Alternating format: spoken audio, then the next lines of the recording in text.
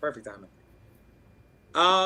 Usually, well, not usually, but on most occasions, we'll start off the episode somber. However, we start off the episode with good news. Congratulations to Cody and Brandy Rhodes. They are having a child. Yeah, Cody.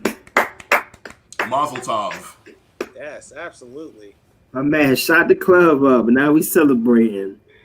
I didn't think. I can't wait. Remind me. He literally said it on Maine. Little roads, baby. We got little roads. All right. We need another continuation of that bloodline. I'm happy for that. Just like that. That's how we're starting the episode.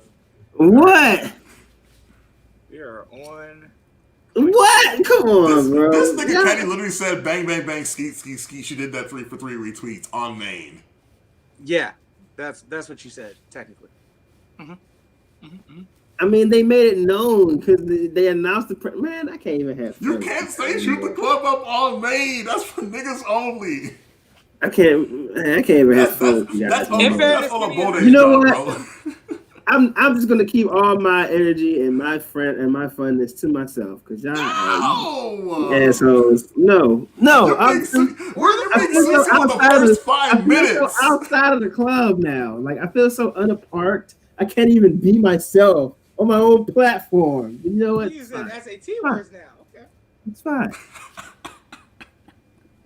Platform's an SAT word? Use the big words, huh? You said something like abscond or something like that. Oh. I said something like about. Thereabouts. I don't remember what I said, but if you said I said it, then I said it. Yeah. Well, no, that's not true because it's some shit that you say I said that I did not say. No. This is one that you definitely said that I'm not trolling about. We can roll the tape back. Yeah, at some point I'll probably chastise it for you. Chastise you. Wait, what did I say? I don't know. Run back everything you said prior to. You know, I'm too high to remember anything. Oh. Well, okay. Cody and Brandy Rose are with child. They conceived it out of love, and congratulations to them. Amen. How's that? Is that better? I'll do it. It's kayfabe, but I'll take it. That's better. That's much better. Is that better? As Ducky said, very kayfabe, but I'll take it. Whatever. Nonetheless. Back on nigga mode. Let's go. I would like to put up let's start here. Kyle Trasker Heisman. Who says no? Najee Harris. That's who. 31 carries, 178 yards, 5 goddamn touchdowns. Goddamn. My God, he was running like a scolded dog. That being said, I don't know why the shit keep fucking up on me. Oh, it went back to here we go. Us beating you guys. No, that's not the one I wanted. Wait a minute. That's the one I wanted. That was nice. Nah. Take that shit down. Are y'all still number 6? 7. Dang. Oh, you only got one. That's fine. Right now. Oh, y'all lost again? Oh. Oh, where were you Saturday night? Not watching. I was watching E40 and Too Short. Ooh.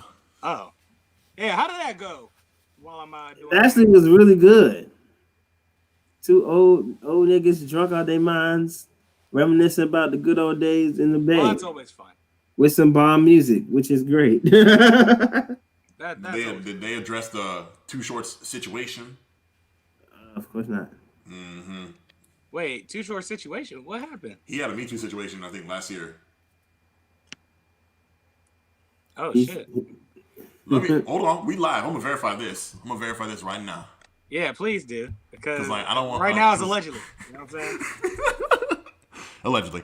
Let me see. Yeah, of course. The dollar sign, of course. However, while you're looking, yeah, here's a battery we want to hear. All right, let me see. SEC championship game. Number 7 Florida, 46. Number 1 Alabama, 52. Damn. Which goes to show you, it doesn't matter how many points you can score. You can only beat Clemson in order to beat Alabama. So it goes. Not true. We beat Alabama last year. Oh, excuse me. Joe Burrow or Clemson. That works. With that being said, it is 5:11 p.m. on a goddamn Sunday afternoon. Live via satellite, it is Gorilla Gang Podcast. I am your empathetic yet foul-mouthed third of this show, Carlos Crawford. Alongside with me is my intellectual equal, my rowdy yet apparently often problematic yet God-fearing intellectual equal. Sounds about right. What a description. Yeah, what a description. I like that. I like that. My name's Kenneth Whitaker. That'd be me. It's wit. Yeah, that's right. Ran off on the plug twice. Oh, shit. Allegedly. And this week, we have our frequent collaborator, our cohort. Yeah. Our Gorilla Gang member.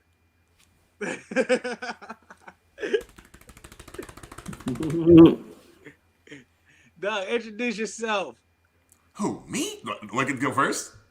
Well, we're not doing AKs. Okay, I'm about to say, hold on. All right. Hi, it's me. So, live from Philadelphia, baby. You know the vibes. Wear your snow boots.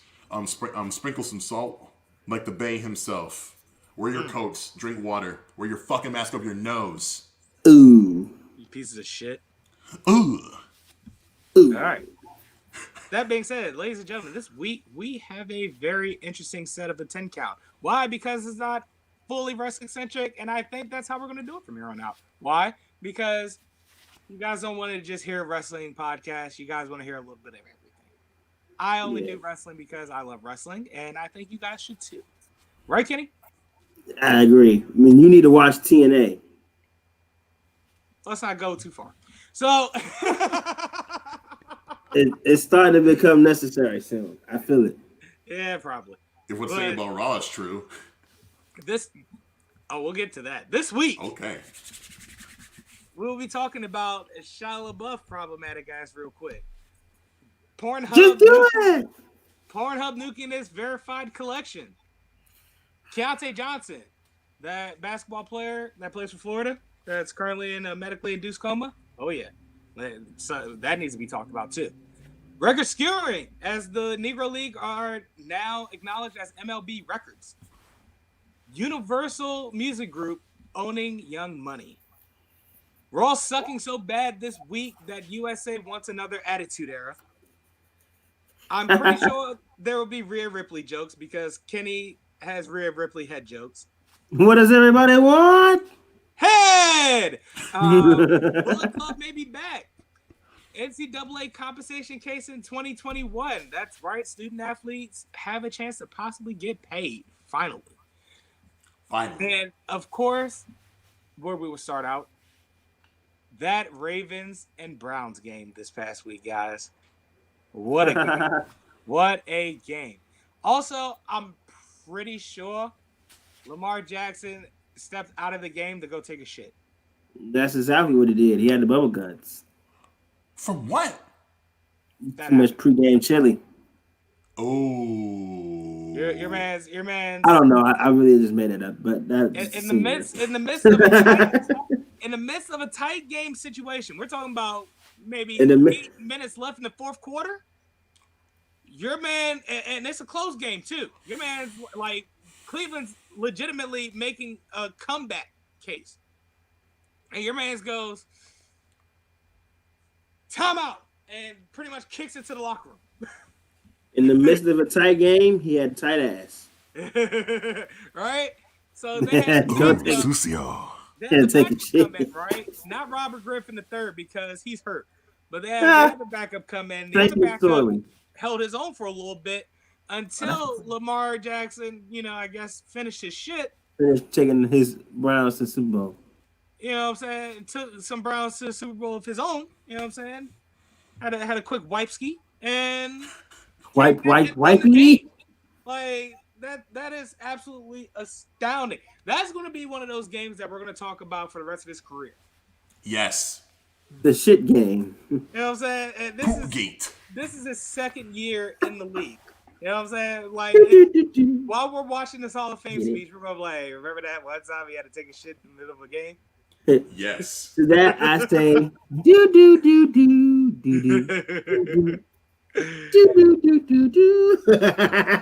Hey man, listen. Nonetheless, what? That's the jingle of Monday Night Football. I know. All right, yeah. Nonetheless, the final score of that game was goddamn shit. What was it? Right. Final score of that game was 47-42 Ravens. Like, impressive as shit. It was a close game, and in the midst of that close game, nature called, and your boy had to answer. Ring. Number 2. We'll foray that into the NCAA compensation case in 2021. Now, where do y'all stand? Should student athletes be getting paid a stipend at least? Fuck yes. All right, yes. Kenny? Yes. All right, so we all agree that student athletes should be getting paid something. Right. If not a stipend, at least something for their merchandise being sold with their names. Exactly. I would even say they owe back payments. Like, this is reparations time. You feel me? Like, I want every college baller to, like, if you play college ball on TV, you need a check. Point blank, period. Bankrupt the motherfucking NCAA. Well, the reason why this is a situation in the first place was because of a former player. Roy Bannon? Shit. I forgot. His last name's Bannon. That I know for true. We saw his likeness in the form of like player in a historic team in NCAA March Madness one year, right? And he was like, I never got paid for my likeness or whatever, and pretty much took that to court, in which NCAA was like, all right, well, nobody gets to, we don't get to do it anymore. No more video games. And that's why we don't have NCAA video games anymore. That kind of fucking sucks. It does fucking suck. That sucks a lot. So at this point, we're at a point where it's like, let's say that these players start getting stipends now. Well, we could take those stipends into the advertisement y'all do for these players, or the exploitations y'all do for these players. They could now get a stipend for that. So now we can get NCAA games back, because God, I need NCAA football back in my life. Please. I do too. I do also. I miss so much elements about that game. More than anything in the world. Because the one thing I used to love doing, here's the thing, right? I am a football freak to the point where, and Kenny, you can relate to this. Definitely. Like, I am one of those people that I can play NCAA, right? They had this little this feature called Team Builder, Ducky, where where you create your schools, or you can create schools or whatever. Oh, right? I know about this shit. My little bro played the shit out of this. Now, what I did was I made essentially larger than life versions of our schools, like Montgomery County schools, right? So yes, Gaithersburg, we had our regular, uniforms from high school, like the blue and gold, but they were updated. So it was like a modern update. But then we had black alternates, and on the jump it said the Berg.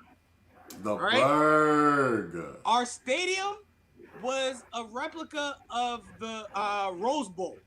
So a 90,000 seat stadium, right? In which our grass was blue. Ooh. Boise State. Exactly. Right? Whereas Quince Orchard, the Cougar Dome, as it's legitimately called, Yeah. in which we all know it's not a dome. Well, I made it a replica of the Alamo Dome. Nice. So it is legitimately a dome. Let's go. And they had red turf. Right? Oh, so, banging in this game. And what you can do was you could take the team builder teams or whatever. You can import them into the game or whatever, and you can put them in conferences, or you can put them as standalones like Notre Dame, and you can pretty much set the rivalries. So for Gaithersburg, the main rivalries were Sherwood first, definitely. Yeah, I fucking hate Sherwood to this day. I hate Sherwood. To this day, I hate Sherwood to this day. Right? So, Sherwood, Quince Orchard, and Seneca. Those were our three main rivals. Hate Seneca. You know what I'm saying? Shit like that, right? and which then, of course, you had yours truly as your starting quarterback. My younger brother is the backup. Yes, sir. And then the receiver core consisted of Lou, Joe, my childhood friend Dominique, my childhood friend Kevin. And then my halfback was my homeboy my halfback was BJ. You know what I'm saying? I don't remember. We went to the same. I can respect that for sure. Because he was going to rush for 1,000 yards that season. Because that's our nigga. He loves it. Again. One of these days I gotta tell you about that story, Ducky. Yo. Please do. Yeah, that shit was hilarious. But long story short, me, Caleb, BJ, you remember Terrence? I think I do. Yeah, I do. Yeah. We all go to my cousin Kenny's house out in Wheaton, right? Let's go. And, he had some Jones over there. We were trying to get to his mom's liquor cabinet. But we couldn't do it, right? So Terrence figured out one of these bitches got a bobby pin. He goes, one of you ladies have a bobby pin? Grabs a bobby pin. Unlocks the liquor cabinet. Boom. We have a bottle of Everclear, just like that, right? Oh, not the ever, bro. Oh, yeah. So not the ever, bro. I've heard horror stories, bro. This became a shot for contest between us four, in which the order went BJ bowed out first, Terrence bowed out second, and then there were two. Oh, no. In which, we're taking chasers of Hawaiian Punch. Don't matter. However, it's still Everclear. And I personally don't like losing, let alone losing to my older brother. We know. So this went from, good, clean, old-fashioned fun to a competition. Well, we get 8 shots equal, right? And he goes, "Are you done?" I go, "Are you done?" He goes, "I'm done." I go, "Well, I'm done." So I go sit down. I like maybe a good 10 minutes later, I get up, I fall flat on my face. Caleb goes, "Yeah, you're done." I go, "I'm not done." I get up, I go, Yeah, you're right. I am done. I am done. So, ride home. The entire ride home, BJ drunkenly telling us, because this is the summer before our senior year. Yeah. So, I'm rushing for 1,000 yards, because y'all are my niggas, and I love y'all. And we go, we know, BJ. We heard you the first time. No. You don't understand. Rush for 1,000 yards. Y'all are my niggas. I love y'all. It got to a point where we get halfway there, and Caleb just shouts, "Yo, shut the fuck up. I get it." How many yards again? Y'all my niggas and you love us. He's like, "No, you understand." "No, I get it. I understand." Shut up. Meanwhile, earlier that night before we started drinking, Terrence goes, "Listen, if I start drunk texting on the ride back, stop me." Right? I turn over. Terrence leaned over like this. I go, "Terrence, what are you doing?" He goes, "Nothing." No. "Terrence, stop drunk texting." "Not drunk texting. Shut up." I tried. An attempt was made. So we dropped BJ off at his crib, right? Yes, sir. He lived out in Germantown at the time. We dropped Terrence, and so we round back, dropped Terrence off. He lived like down the street from me at the time. Yeah. Caleb goes, "You want McDonald's?" I go, "You're damn right I want McDonald's." So we get McDonald's, and he gets halfway through his bill. He's like, "I don't want the rest." I go, "Well, I do," and I take the rest of his bill. I go to bed. I get up the next morning. I take a step and fall flat on my face.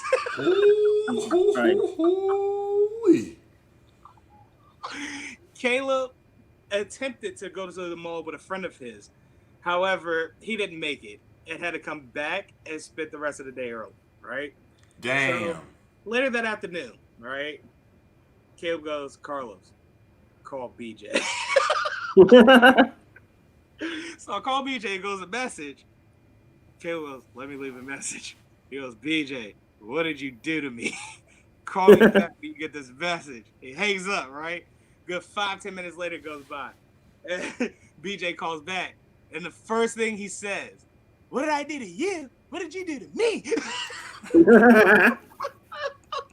He goes, "Hey, I walked in the house where y'all left me." He's like, "I walk upstairs." He's like, and just when I thought I was gonna walk straight to my room and fall on my bed and go pass the fuck out, boom, I walk into the door. Rightfully so. He's like, my mom comes out. She goes, "You're drunk again, aren't you, BJ?" I go, "Yes." No, not admitting it. Not admitting it. Hey, yo. BJ proceeded to rush for 900 yards that season. I bet he did. He probably rushed 1,000 yards that night. Hey, I still love that nigga, man. That's my guy, dog. I want to say a quick thing about the almighty Mickey D's. I was taking out the trash one night and I discovered a sheet of some coupons, if you catch my drift. And out here in Philadelphia, there's a Facebook group called West Willie, in which the participants, like, you're from West Philadelphia or whatever, the white participants have a thread every week for giving out reparations to the black members of the group. Sure. And I got $30 last night. So shout out to y'all. I appreciate that from the bottom of my heart. You feel me? Oh yeah, I'll drink to that. Yeah, for real. So I'm like, okay, so I'm gonna eat something. I'm gonna go get myself something to eat, and I'm gonna give some money away. Cause you're on Twitter or Tumblr as long as I am. You meet some folks, like, I'm struggling. Can anyone spare some money? I always be retweeting those posts. I'm like, you know what? I'm actually gonna pop $10 into this person's post. It's the least I can do. It's also on Facebook right now. If you know me on Facebook, I'll send you the link and shit. But I'm like, hey, I'm about to get up and use this BOGO coupon for 2 breakfast sandwiches. You heard me? But earlier this year, I told myself, I've been eating this shit way too much. Let me just step away from Mickey D's the rest of 2020. I threw that shit right out the window because it's like, listen, man, I got the coupon. I just got this blessing of money. I'm going to go get me some breakfast sandwiches. And Sarah's just like, going to Mickey D's? I see you. And I'm like, can I live? Don't look at my shit, nerd. And so I step out 9 o'clock. I'm like, I'm going to get my motherfucking sandwich. I walk over there. I got my flippy floppies on. I got the socks on. I got my hoodie on. I'm like, yeah, boy, I'm about to give me some eggs, some meat, some cheese. Let's go. Some biscuits, some pancake. Let's go. And I did the calculations to the dollar, boy. I was ready. I get to the McDonald's because it's up the street and around the corner. Like, I'm 5 minutes away from my house. Exactly how much his meal costs. Bro, like, I did I'm half asleep, like, so you carry the 2 and multiply the 3. I am ready. I get to the McDonald's. It says, my nigga, we open at 11 o'clock. Wow. And I'm like, God's like, see how I blessed you? See how I blessed you? Say thank you, Lord. Thank you. I'll tell you what, I'm a slut for 7-Eleven, right? Say less. Every morning, I'll start before I start my route. Yeah. Out of motherfucking 7-Eleven, like right down the street from my job, right? Say less. And I get essentially the same shit every morning because I know it's going to hit the spot and I'm going to last the entire day until dinner time. Yeah. With 2 packs of peanut butter and cheese crackers. 2 pack of M&M cookies. And possibly a beef jerky, like a Slim Jim or something. Yeah. And I've switched to tea. Let's go. Look at the growth. Yeah, man. Because I got tired of having to take a piss 5 times a day because of coffee. No, thank you. I switched to tea. We're down to 2 pisses a day. So, however, That's crazy. Yeah, That's coffee. Hey, look at. That's coffee for your ass, dog. It's Because not. It's he not makes really. me piss like that, which is Oh, crazy. really? Yeah. Well, my thing is, I like my tea relatively strong. Like I'll get Let's go. Strong black. I'll get 3 or 4 bags, right?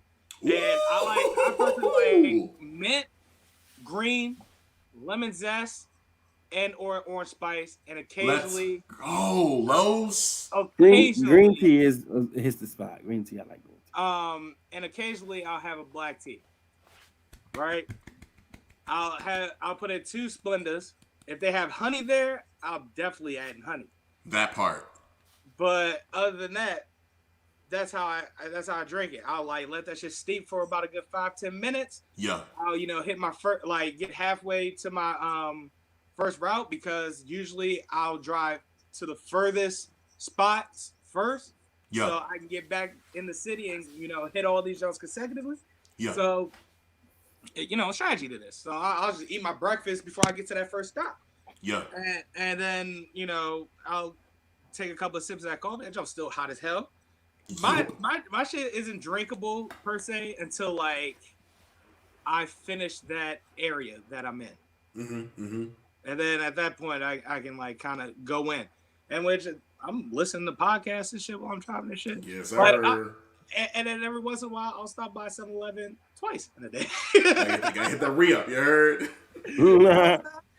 Like I'm racking up rewards points, B. Yes, sir. At any rate, we moved to Pornhub nuking its unverified collection. Hey, wait! I didn't get to hold say on. my favorite feature in NCAA. Oh, neither did I. Shit. I thought Team Builder was your favorite one, bro. You said Team Builder was yours. Then you went into a whole story about something else. Exactly, because I never finished the whole sentiment of what the favorite part was. Well, what I would do with the Team Builder is I would like Come back to you, Kenny. I would take all these schools or whatever. Yes. And I would import them to the draft or whatever. So like you have motherfuckers that are 99 overall. I know that they're 99 overall, but what would fuck me up is that Madden wouldn't know. You know what I'm saying? So like I would literally take time to write down motherfuckers that were solid, that weren't on my team, that I may need. You know what I'm saying? I would strategize at how who I could pick up before and how I can wheel and deal trades and shit. I sell my soul for 12 draft picks in the draft. Oh. Oof. In a heartbeat. I will completely implode my entire team. I will tank hard as fuck the first season just so I can draft me first overall.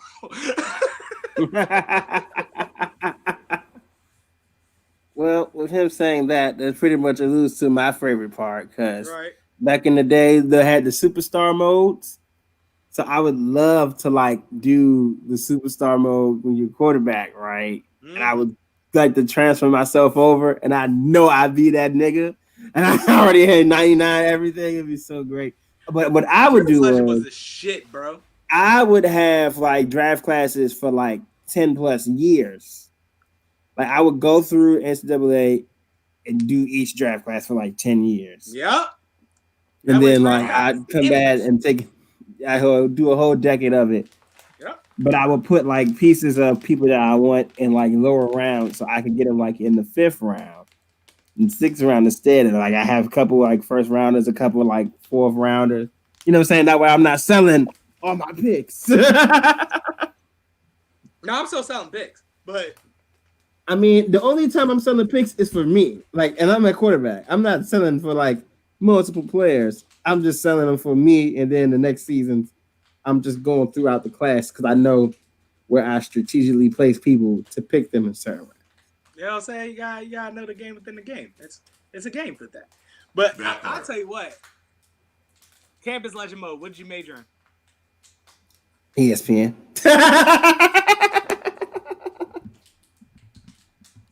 The boy ain't right. Division 1A mascots. That's what's up. It was English. No, geography. Let's go. That's what they called it. Geography was like Division 1A mascots. English was like football jargon. Math was like math was math. Actually, it was just football math.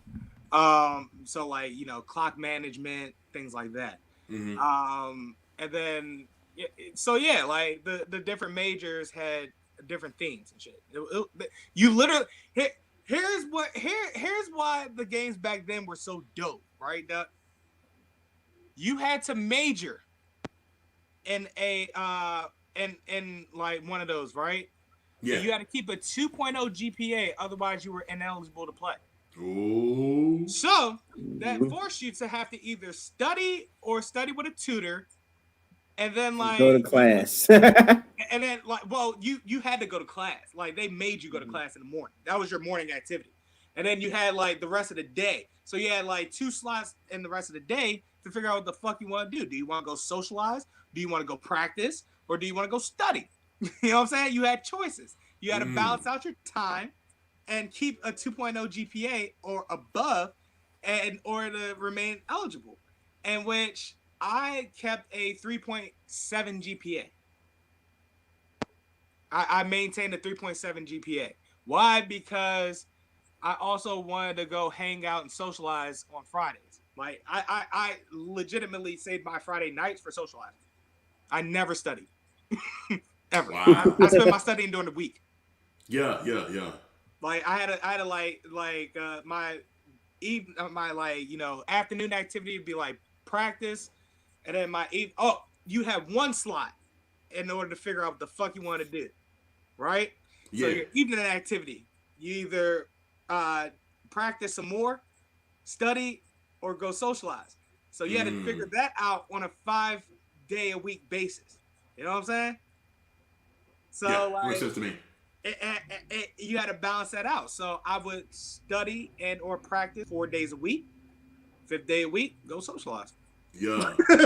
Personally, I love those kind of like life simulator kind of games, man. Exactly. It brings some depth into the game or whatever. Because we all know that on Saturdays you're gonna go and show your naked ass on the field.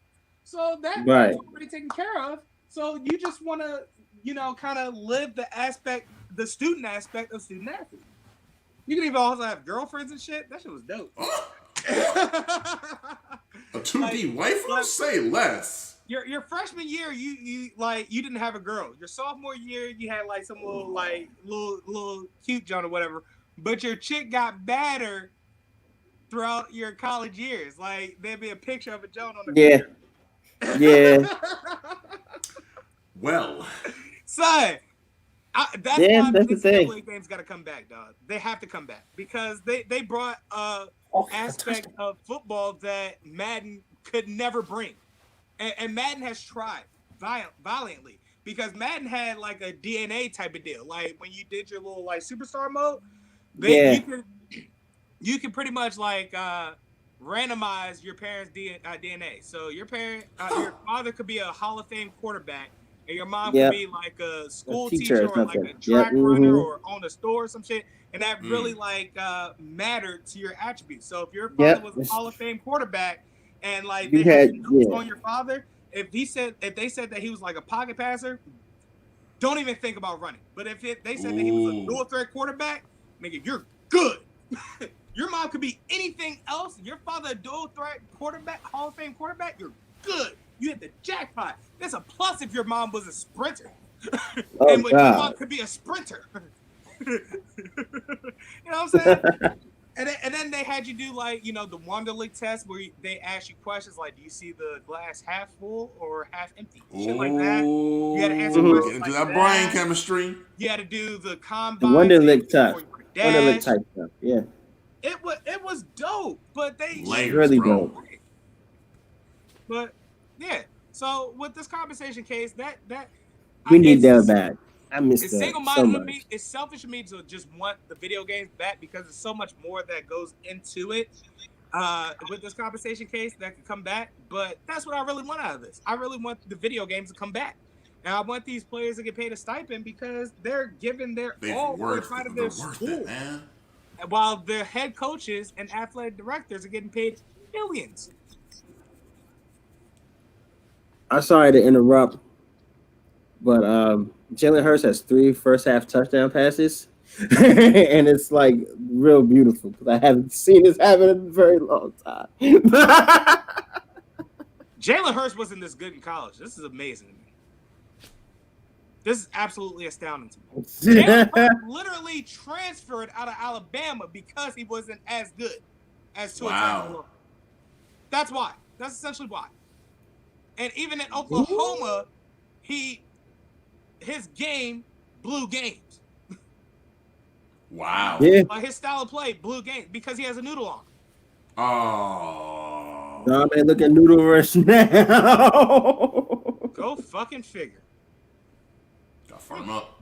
Well, big up to him. Carson got no excuses now because he got that same offensive line. Well, anyway, go on to the next. Yeah. That is a point being proven.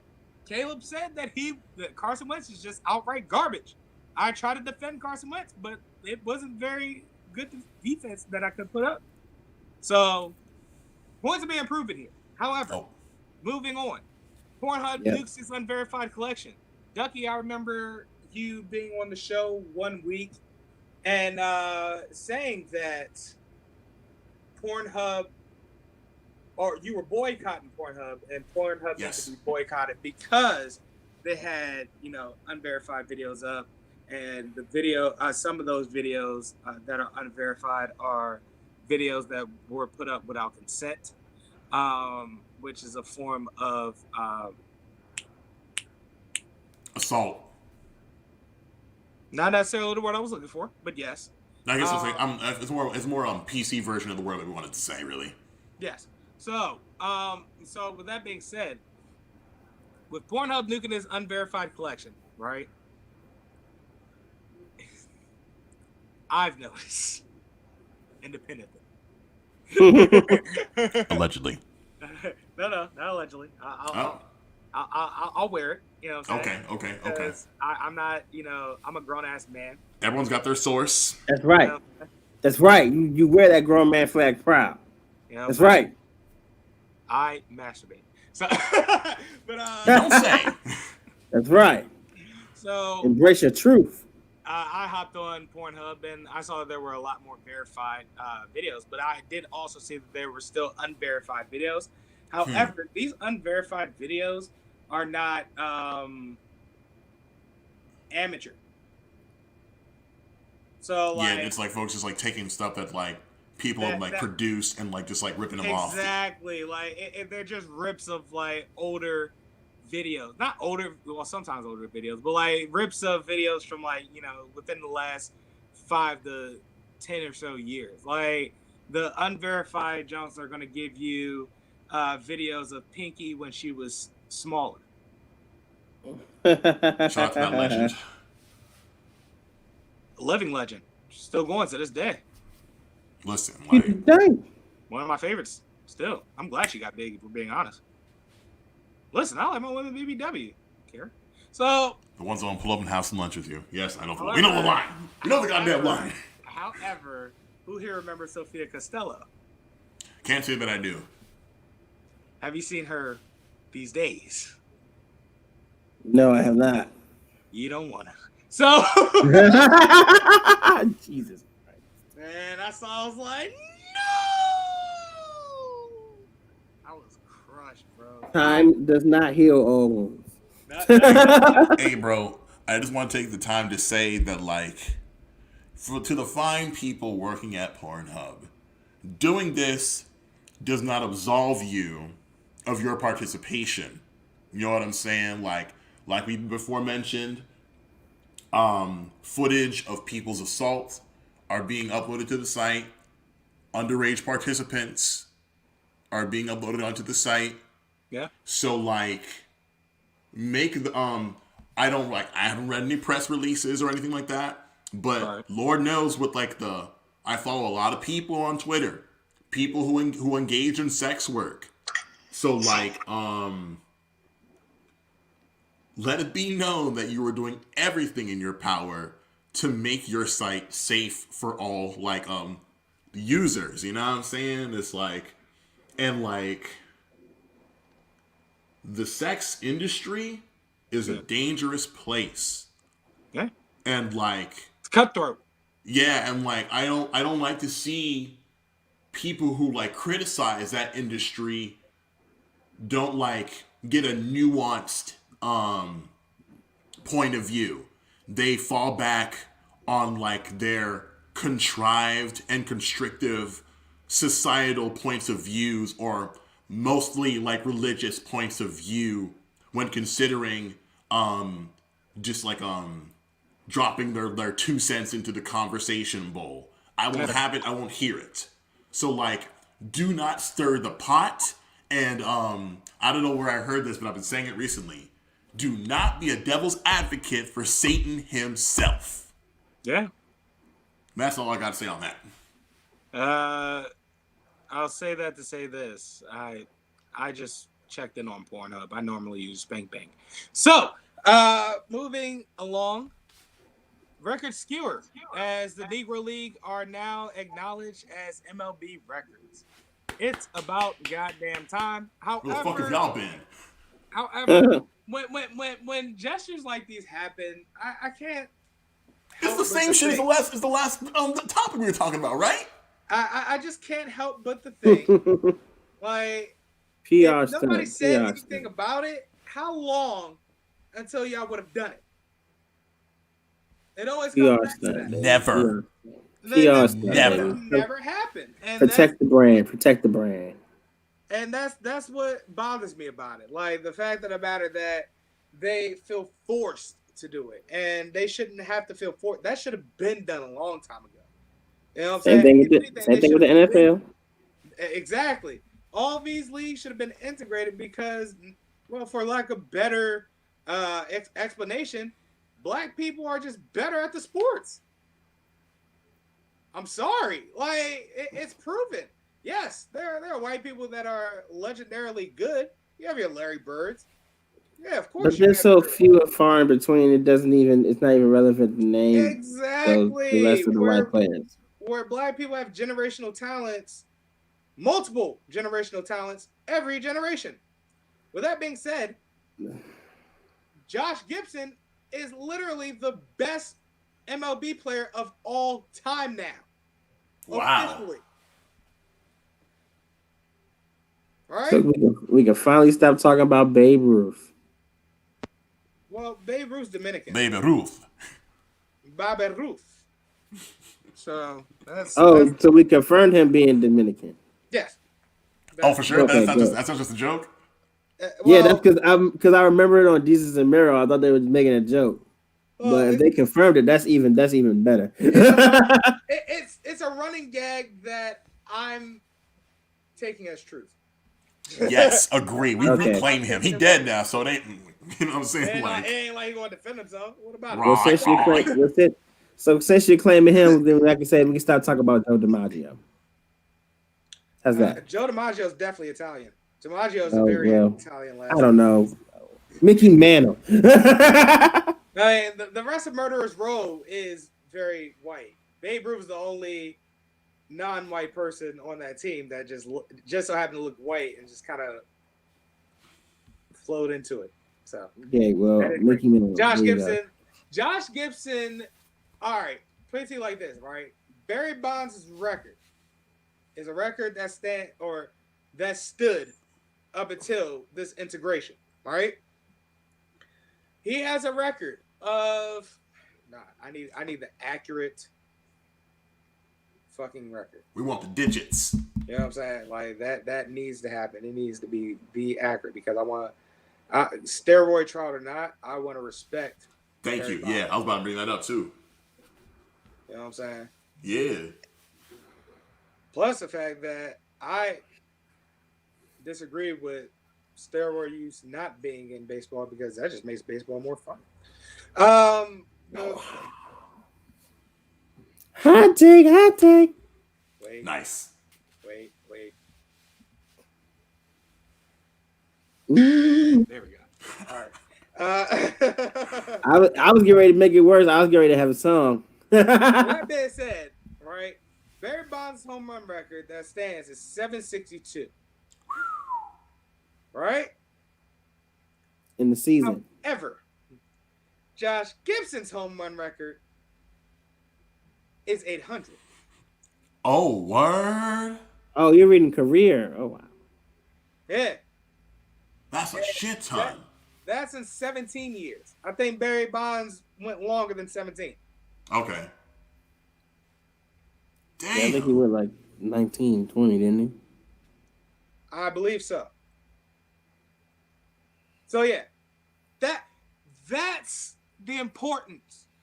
You know what I'm saying? So that means the top 3 home run record. The Negro League being integrated.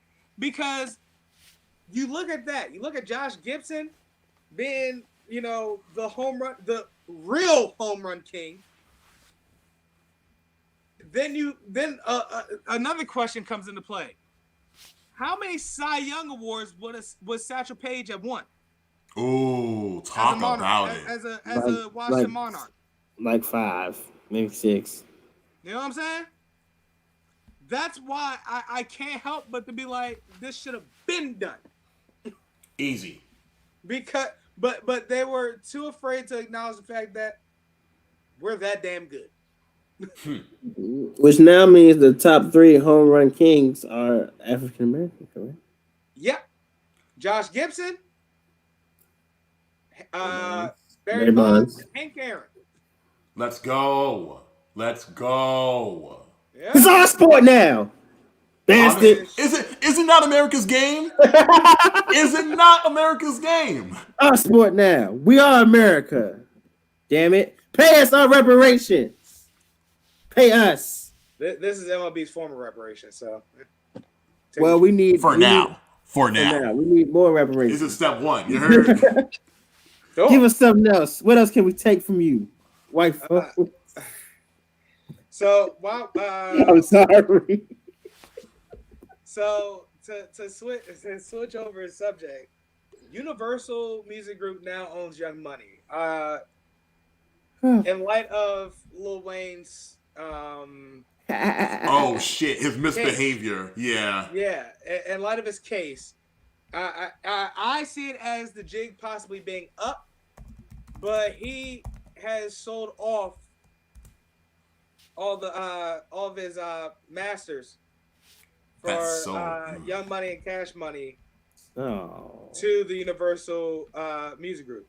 So I'm guessing by proxy that would also include OVO as well. Oh shit! I didn't think about that. Yep. Wow.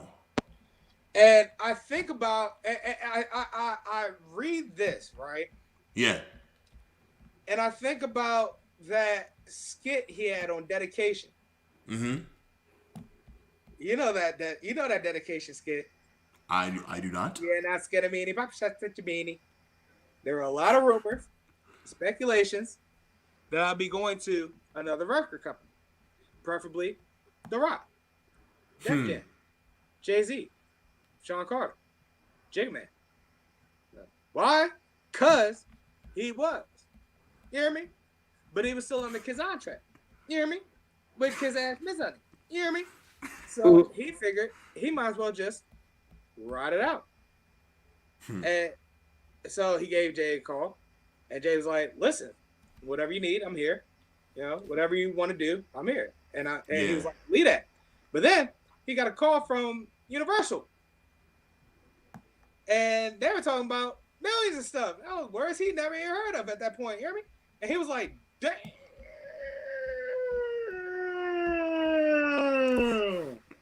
And he was like, believe that. And believe that. You hear me? In reality of it all, he had some more time over there. He had to finish what he was doing. So what Weezy was doing, he was finishing up at that time. You know what I'm saying? I guess he's finished. Well. Literally and figuratively, I think he's finished. That's why we're here now with Universal owning Young Money now. It's like he retired himself, bro. I think the law is about to retire Lil Wayne. That part. That's what may be the case, if we're being honest. Because I don't think this is some shit he would do with the law on his back like this. This is a desperation move for sure. And oh, how the mighty have fallen. Absolutely. Mm-hmm. Absolutely. If time was money, I'm an hour past paid. So I also want to talk about. Shia LaBeouf, right? Duck, I don't know if you heard. Oh, I heard all right. Oh, I'm Jesus pretty Christ. sure he did. So if you've been under a rock, Shia LaBeouf recently has been outed by FKA Twigs as abusive, in which he went on and admitted it, like a cold-blooded killer at least. So my thing is this, right? FKA Twigs, I don't know who she is. I do. I know that she is a musician. I haven't heard her music. I heard it's pretty good. Maybe I'll get into it. But all in all, when somebody, claims that they've been abused, you listen. Bottom line, you listen, right?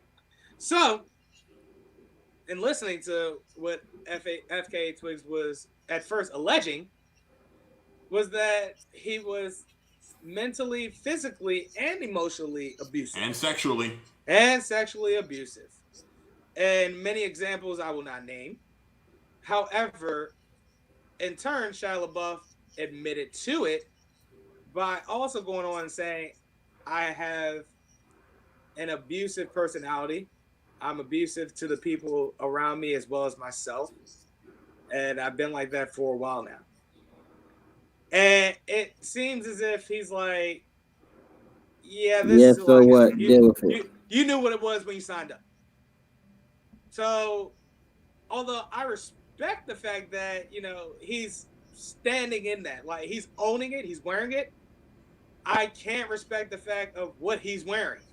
So, I can't, really rock with Shia LaBeouf anymore as much as I tried to, give him benefits of the doubt because he's bipolar, this, that, and the third, and he's eccentric as a thespian. But now that's where I draw the line. Like you outright admit and pretty much saying that, I'm liable to do that shit again too. It is what it is. So be it. In which that shit ain't cool one bit. Like that shit is not cool. Like I'm about to go in. Get help for that. Like you got to get help for that because that's just gonna make you an extremely destructive person, and this is going to lead to your own personal demise. And who really wants that? About to go in. And key spokes were not aware. Because we're hearing about this now because Twigs is taking LaBeouf to court. You feel me? Right. And with the information now available to the public, we learned that Shia was abusive to his former wife in many of the ways that he was abusive to Twigs. And we also hear from Shia, who put Shia in her Elastic Heart music video. He was also inappropriate with her in ways that I won't bring up here on the podcast. You can Google it for yourself. It's been verified. And that's fascinating. Yeah, bruh. Like, this is information we never would have learned. We've loved Shia LaBeouf our whole lives. We know that. And like, I don't know if like his own like relationship with abuse at the hands of the people who raised him was like public information prior to like his last movie, Honey Boy, or whatever the hell. But here's where we are. I myself consider myself a aspiring socialist and an aspiring abolitionist. You can consider me a fully like anti-capitalist at this point. Like at this point, capitalism is done. Like cannot wait till it dies. So well, the jig is up on capitalism. I don't see it dying anytime soon because definitely not because of the world we live in today. But that's not even here nor there. But like I want to put myself on the paper. You feel me? So here we have an abuser through and through. What we do with abusers, like and we're not talking street justice, because we're talking street justice. There's no conversation to be had. But like, do we put LaBeouf in jail? Like, I'm asking myself as an abolitionist. well, and then like since I don't know shit about abolition right now, as far as prisons are concerned, about as jail is concerned, like until that shit is sorted out by the experts, here's what I want to happen. First of all, we're taking Shia's money, like, or hitting his pockets where it hurt. We're taking, like, frankly, let's take all the money. You know what I'm saying? Like, we're taking the money. First of all, we're giving it to the victims. That's the first thing we're gonna do. The next thing we're gonna do, because this is what's important here, we don't let him act anymore. He's done in Hollywood. He's blackballed. Like, Yeah, he was already on the outs anyway, as far as like him being washed out or whatever the fuck. We don't, like, if he has a movie, we're not, no one's, he's blackballed. If he wants to blackball act, him. If you want blackball anybody, you blackball him, not Johnny Depp. What? I'm not going to get into this. I don't want to get into this conversation about Depp right now because we're going to dip our toe in it for a second because I think that's okay. Because I have an interesting take about Depp. I'm going to say. Let me shut up though. Nah, because this motherfucker Johnny Depp the one getting abused, but Disney like, yeah, we're still gonna stay away from you on Pirates of the Caribbean. Like that's fucked up. Why is Johnny Depp getting blackballed for being in an abusive relationship? Because the abuser cried wolf on him first. Like that, I just think that's absolutely wild. And if the shoe was on the other foot, I'd be just claiming that's wild about Amber Heard. But it's on Depp's foot. And I think it's just absolutely wild that he's getting blackballed like this when we realize that he's the victim. All right. All I want to say about Depp and Heard is that we have accounts from both of them being abused by one another. And I personally have not seen any, and the fact of the matter is, like, the conversation about them both abusing one another has been the public conversation for years. And when it comes to abuse, verifying information is a slippery slope. Like, the extent of my participation in the conversation is I believe and I support victims. But like, if both parties are claiming to be victims, I'm out of the conversation. Yeah, that's just a I don't support either of you. And like, if I'm so hung up on like watching the things that you're being like, because you know, Depp is an actor and a musician. So like, if I want to support his band, if I want to like watch his movies, you're not getting my money. I'm stealing your shit. Because like an artist like Depp, he doesn't need my money at this point in his career. He's been attached to so many significant and magnificent projects. So like, frankly, for Hollywood not to just like have like the spine to pull both of these actors out of the projects they're in is absurd. Yeah. But like, it's clear that the conversation is swinging one way. And I dare say, like, the toxic people of this world are having far too much fun, like, making Amber Heard like the strong woman of like abuse done by a feminine person. So like, I don't want to, like, for those who may have experienced abuse physically, emotionally, like, and I'm one of those people emotionally speaking, but like, for those who have had it worse than I had, like, I grant them the space to like vent their frustrations online, but I just refuse to participate because like, there has like, I don't think that I could Google a concrete answer in regards to the two of them. So I'm only here for like Depp's kid, like Depp's children and such. So like they have peace in regards to the information about their father and such. And this is the shit that happened. Like, you know, all the people are always like, oh, like being famous really young will fuck you up for life. We see it time and time again, and we'll continue to see that in this like Generation Z TikTok generation. So like, all I'm here for is that people know the truth. And if that's vague, I apologize for that because I don't want to seem like some deep philosophical mystic individual. I'm a regular ass motherfucker. You know what I'm saying? I'm dumb as shit. I'm dumb as a bag of rocks. Like, but just like keep it. If it can't be simplified for me, make it so. But like, whenever I hear about the two of them, Heard or Depp, I'm just like, I'm in the back seat and I have my headphones on. I have nothing to say. So like it's like so Lebeoff like it's quiet for you permanently. Like if you have and like hey if you're like Los, you ever heard FKA Twigs? Her music is very interesting and it opens up a conversation about alternative R&B that we can open up another time. So duly noted. Moving to the next subject. Listen, I don't know if anybody heard this, but during my Gators basketball game, one of my forwards, Keontae Johnson, passed the fuck out in the middle of a timeout.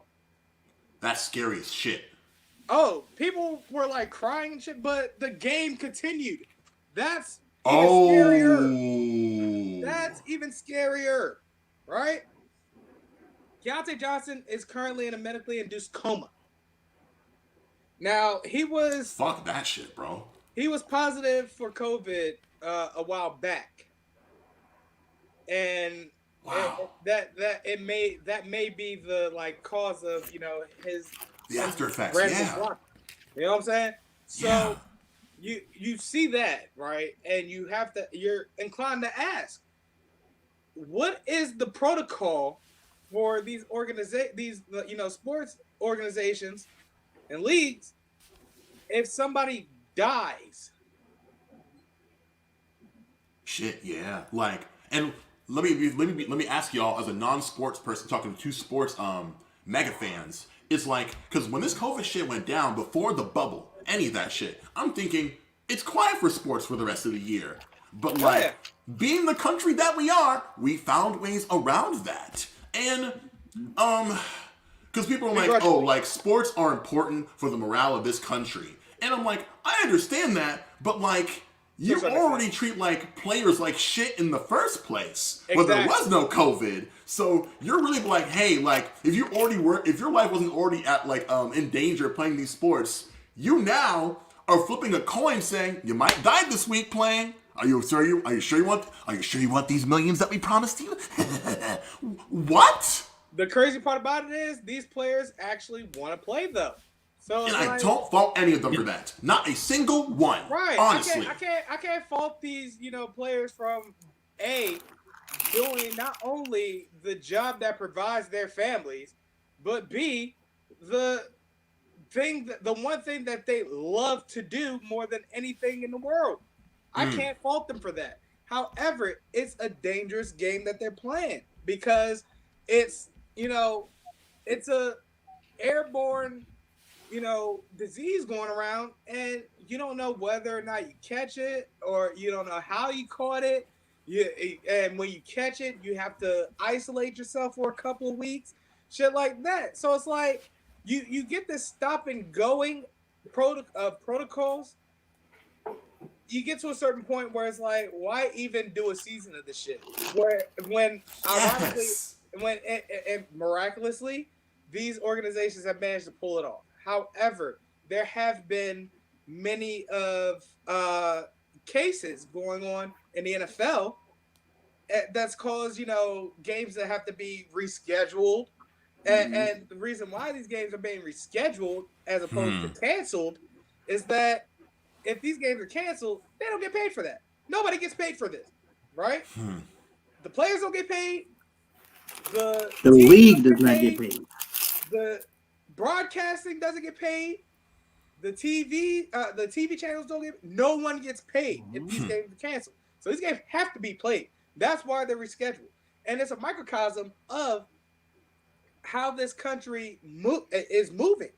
It's like we're not going to forfeit anything that goes on in this country because it's going to fuck everything up. That's why the jig is up on capitalism, because we have to risk life and limb in order to keep this economy moving. It's the equivalent of like, I follow a lot of bands, a lot of artists, and like, when your feed is clogged with all these like concert posters, like convention posters, like traveling tour posters of postponed, canceled, rescheduled, Like I think for like most of the pandemic, I was following The Devil Wears Prada because they started their own podcast because they couldn't finish their tour, and everyone that they talked to, booking agents, managers, like tour managers, it's like you're on the phone most of the day, just rebooking shit every 6 months, just so like you like there's a possibility of you getting a bag and feeding the crew with it. And I remember like the last show I saw with a dear friend in DC and with my partner, and we went to go see a band called Thank You Scientist, and that room we saw them in packed to the gills. Like at one point, dude came off the stage and sang in the crowd because like the monitor, like his inner ears were not working and he couldn't hear anything. And so like he's floating over the crowd singing the joints, and we're all just packed in, can't even like mosh, can't dance. And it's like if I was in that situation in 2020, like sweetie, like I can't even imagine such a thing. And now, like, if you're not going to resort to like drive-in shows or like booking a venue with nobody in that motherfucker besides the crew and the band, you're done. You have nothing. It's like it's the equivalent of like what's happening to wrestling. It's like staff only, or like you cannot perform. You cannot do what you're paid to do. And I pray to God that player like comes out of his coma, because like reading like the first-hand accounts of what happens to a patient when they're going under, when like the COVID is like too strong in the body for you to like even be awake for. Literally, that is my nightmare. Like seeing a clip of a doctor coming home to his family and the kid running up to give his dad a hug, and he's like, "Stay away from me!" Like he's yelling at the kid, "Don't touch me right now!" And he like just like falls under the weight of his own trauma and cries and shit. Because it's like, what the fuck are we doing? Newsflash, it's like December 20th. Christmas is 5 days away. New Zealand has no COVID. Like, they only lost 25 people to the pandemic. The global motherfucking pandemic. Yep. Australia, Japan. Here's how people try to defend that shit, right? New Zealand is a smaller country than America. Get the fuck out of my face with that shit. Like, it just goes to show you that motherfuckers don't want to take the precautions. They just don't want to. If they making up excuses. X amount of people died in the United States. Oh, it's cap. That didn't really go down. Like, you can watch the stats right now. You know, like, this, like, such a catastrophic event to happen in our lifetime. Literally, this country loves money more than anything. Do you think they would even bother? They would never sacrifice any form of money. But, like, it's like, America's weird where it's like, we'll do everything in our power to make money, but if there's nobody left to buy the shit, like, we're fucked. They don't think that far, though. They think that we need Americans to buy shit. That's all I think. Keep America buying shit and hope they don't die.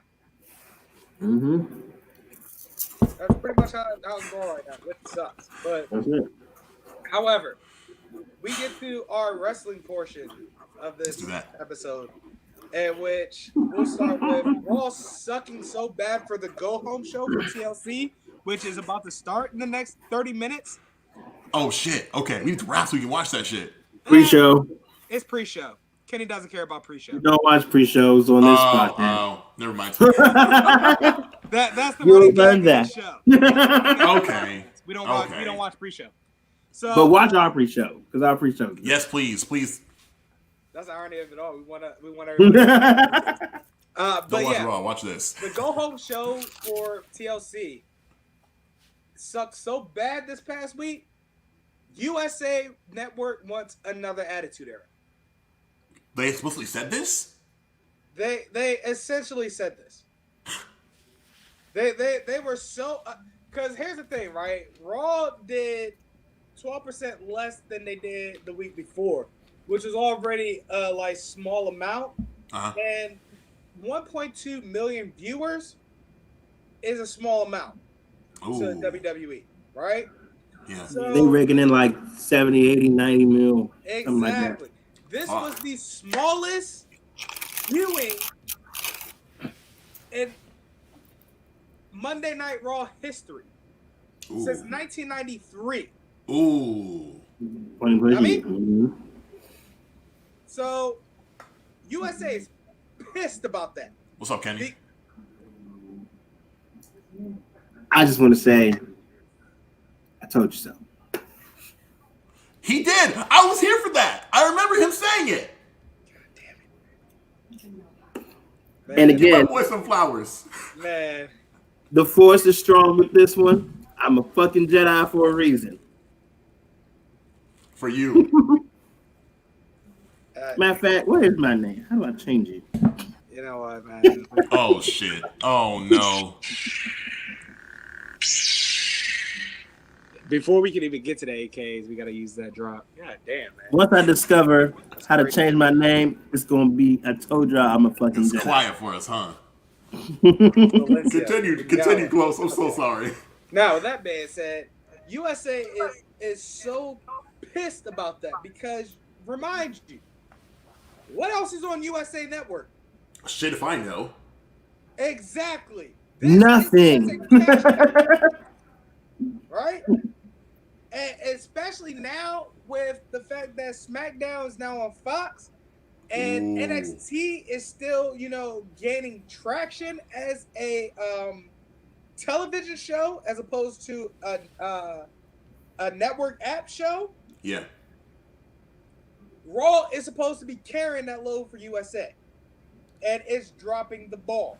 Should they move? Now the USA Network essentially wants a replication of the best era in wrestling history as far as audience numbers go.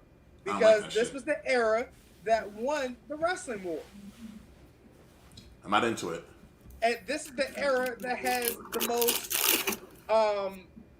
the most watched moments in television history.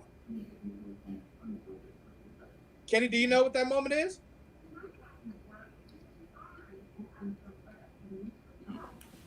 This is your life? This is your life. Ducky, I don't know if you remember, but no. When Mankind was teaming up with The Rock, they had a segment for to celebrate The Rock called "This Is Your Life," right? Oh shit! And I guess it was supposed to be for The Rock's birthday, right? Yeah. This was around March or April, right? Okay. Keep that in mind. So, Mankind has The Rock come out, right? Yeah. And The Rock's pretty much like, what the hell is all this? And which Mankind's like, this is your life. And they have like a whole bunch of, pageantry going on, balloons and shit, all that other jazz. So he has people from, supposed people from his past come and, tell him how proud they are of him or whatever, right? You cut The Rock off at third base. so first they had his school teacher, one of his old school teachers or whatever, right? And she was, claiming how proud she was, and The Rock was like, "Nah, you said I never amount to shit. Get the fuck out of my face." So that's pretty much how the gag goes, right? Yeah. So then Mankind brings out his old high school coach. Right? Or his college football coach or whatever, right? Oh. Obviously, it's not Jimmy fucking Johnson, but his high school football coach. Right. So, he comes out or whatever, and he's like, "Yeah, I always knew you'd be, the great one, blah, blah, blah." So I was like, no. You know what The Rock would like to do with that whistle? You know what you need to take? You know what you need to do? You take that whistle, right? I want you to shine that real nice. Turn that some bitch sideways, straight up. Right? So then we get personal. Mankind was like, all right, well, how can you ever forget your high school sweetheart and bring out the little John or whatever. And The Rock was like, "Yeah, I remember you." It's like I remember us going out on little dates and such. Kenny, you want to finish this quote? No. You got the Rocket second thing. You cut the Rock off at third base. Pooh-Tang your ass on out of here. So then, yes. Right? So then, yes. There's more. So Mankind like tries to tell him that he has more in store for him. Right? What? Can I bring in something you left out of detail, which I think is so important about this moment? What? The people are coming out, and Mankind is calling people's names out, and the graphic says something totally different. What does it say, Kenny? It says it was your home economics. Home economics. It says like third grade English teacher or something. I can't remember it exactly, but it's so fucked up. It was hilarious because you could tell that this shit was like set up, like this was a segment that was scripted, and Mankind just completely goes off script. Yep. Yes. And there was I'm pretty sure there was never a script for The Rock in the first place. The Rock didn't script anything. I don't think Rock knew anything about it. I think Rock just ad-libbed the whole shit. The Rock definitely ad-libbed the entire thing. I have no doubt in my mind. So then we get to so Mankind's pretty much claiming that all right, I have one more, whatever, right? No, The Rock's like, no, stop it. Like first and foremost, you're doing this right now. The Rock's birthday is May 2nd, which non-kayfabe, The Rock's birthday is May 2nd in real life. Son of a bitch. That's what makes it even funnier. The fact that he I don't know, you can't tell whether that line was a shoot or not because he used his real birthday. Oh my God. So you could tell whether or not he was legitimately pissed about all this or at the most aggravated. Oh.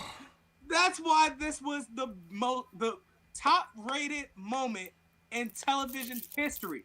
And meanwhile, Vince is just losing his shit in the back because it's running so long. Exactly. Because not only did it run over the 11:05 marker that Raw is given on Monday nights, but Mankind was absolutely brilliant comically. The entire segment as a premise was comical because you knew who The Rock was as a character. Yes. And then to anchor it all, The Rock being The Rock. That's what made it. If those first couple of points wasn't what made it, The Rock being The Rock is what made it. Because that motherfucker, if you think he's funny like these days, buddy. No. Go back on that. Go on the network and watch that. I strongly encourage you, Ducky, to just YouTube The Rock's funniest moment. Is it a little misogynistic? Yes. Yes. Absolutely. Is it a little problematic? Sure. Definitely. But you will weep in laughter. I will guarantee you that. I do love the master cut of like The Rock getting hit with the Stone Cold Stunner, because like the fact that he just reacts to it the same way every time. No. Is what? Not every time. Not every time. There's a little something to it every single time. Ever since WrestleMania 15, there's always been a little something different to it. Yeah, right? He always does like a little extra flip or something. Yes, that shit. So I'm going to completely forget about the rest of my 10 count for this moment. Right? Oh shit! Okay, let's go there. Which is just one more moment in which Bullet Club being back. Who really cares about that? 100%. Congrats. Moving on. I do. The original. Congrats. Moving on. The original premise of The Rock selling Stone Cold Stunner, right? Yes. Was that they made a bet prior to their match at WrestleMania 15. The first Rock versus Austin encounter at WrestleMania, right? That he can't sell that motherfucker better than Austin could give it. in which The Rock put up a case of beer that he could. Ooh. In which The Rock won that bet. Right? From then on. Now, if you remember, back in WrestleMania 15, you had the simple bong, and then he like dropped and flipped over. Yes. It was just a simple, neck roll flip over, and like his leg would land on the rope, and he'd like, just topple over or whatever, set up for the pin. Well, as the years went by, right, we get to WrestleMania 17 now. And we get Rock versus Austin 2, which was the best out of that 3-match series. Okay. Being honest. Now we're getting to the point where when The Rock sells a stunner, he not only does the flip, but there's a little twirl to that a little spin to that flip. Man. So he flip it, and not only is he flip, he like he kind of head spinning a little bit. And then falling flat, right? Well, now we get to The Rock versus Austin 3, which is the one more round match for Austin. Because it was his last match, which is what OMR stand for on his vest. If you ever noticed that. One more round. Okay, gotcha. That's actually my life's motto. So one more round, baby. One more round. So we get to that point. Rock has gone Hollywood now. So now we're getting added theatrics to everything that he does. Everything. So there was actually one promo where The Rock comes back while Austin's in the middle of a promo. And he's pretty much like, I've done everything in the WWE but beat your bald-headed ass at WrestleMania. He's like, two times. 2 times we faced each other at WrestleMania, and you beat me. So Austin literally replies in like the quickest one-liner. So what you're saying is you want to go for 3? What? Man, hey yo, where The Rock was like a chatterbox, like an absolute motor mouth with his shit talking. This motherfucker Stone Cold was timing for him. Timing was his comedy, his like expertise, because he say some shit like, all right, CM Punk, who is obvious or like straight edge or whatever, right? Him and Stone Cold had a promo one time. Stone Cold was like the sheriff of Raw at the time, so he goes up to Stone Cold. Stone Cold goes, "How can I help you?" CM Punk goes, "What?" Mocking Stone Cold pretty much, right? So Stone Cold goes, "What do you want?" "What? Want a beer?" "What? Want a whiskey?" "What?" "Because you're saying all this what, man? So I'm trying to figure what the hell you doing here?" So CM Punk goes, "Pretty annoying, isn't it?" He goes, "Yes, it is annoying." And when Stone Cold got a taste of his own medicine, right? So then, wow. CM Punk complains about how, Austin's running this show and he's drinking on the job and how he shouldn't be drinking on the job. He's like, I bet you can't even say the alphabet backwards. At which, without skipping a beat, Stone Cold goes, "I can whip your ass backwards." Just simplicities like that. Like, he can say the simplest of shit like that, and that shit just struck. Like, because you know who he is. He'll fuck you up. So when he says some shit like that, it's funny, but you also take it serious, too. Like, you're ready for it to happen. Time to leave, right. But, yeah, so once we get to that point, or whatever, right, Rock's gone Hollywood, so everything he does is theatrical. So anytime he eats a stunner now, there's a flip. There's probably a little bit of twirling in the process. Right. But then he also does like a backwards worm as well, as to sell the stunning part of the stunner. There is an evolution of The Rock selling Stone Cold stunners, is my point. My eyes have seen the light. So, and this is what USA Network wants to get back to. You know what I'm saying? Like, this is what they want. This is what they want to get back to. I say that to say this. NXT, and this is the last of the 10 count, sponsored by Shia. Rhea Ripley and Raquel Gonzalez. That is looking like a hell of a rivalry. Ducky, have you ever seen two large women battling? Or excuse me, not large. Amazonian women battling? In the WWE? No. Ever. Period. In general. I don't. Amazons are pretty rare around my way. Have you ever seen the elephant fly? Rhea Ripley is like a good, 5'10", 5'11", something like that. She a leggy one. She's tall. Raquel Gonzalez. 7 feet if you count the dome. You said what? 7 feet if you count the head. Oh no. I thought I still had time. Oh my god. He did it again, y'all. He did it again. Oh no. However, you better stop. Raquel Gonzalez is probably about my height. Okay. If not a little bit taller than me, right? Yeah. But these are two tall women. These are your big women of the division. So you know how you have your your Big Shows, your Undertaker, the larger. Great Khali. Hey, bro, Kenny, stop, man. You are going ham right now, bro. Yeah. Somebody come get him. Wow. You're wilding. But yeah, this is the your big big people of the division. Yeah. But even though they're big, they are agile as fuck. So it's like watching, The Undertaker versus Kane to a certain extent. Uh-oh. Like it's their Hossette battles. Like they're beating the absolute tar out of each other. But there's also a smidgen of, athletic ability to it as well. I'm eating it the hell up, bro. Because Rhea Ripley is essentially carrying that division if anybody else isn't.